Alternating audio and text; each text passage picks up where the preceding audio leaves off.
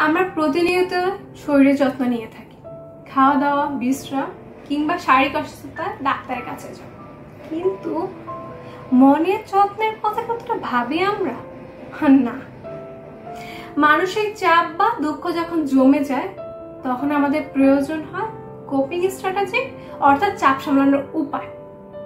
হতে পারে আপনার চাপ সামলানোর প্রথম ধাপ, যখন আপনি কষ্টে থাকেন সেটা কাউকে বলুন, হোক সেটা আপনার বন্ধু, পরিবারের সদস্য কিংবা বিশেষজ্ঞ কেউ।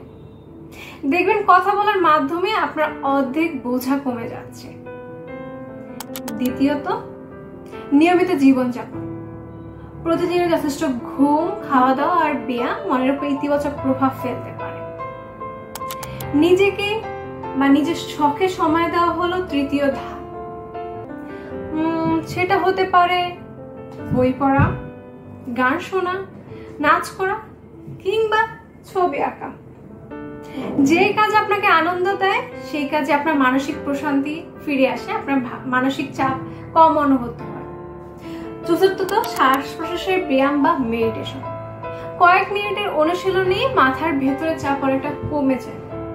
সবচেয়ে গুরুত্বপূর্ণ হলো প্রয়োজনে সাহায্য চাইতে দ্বিধা করবেন।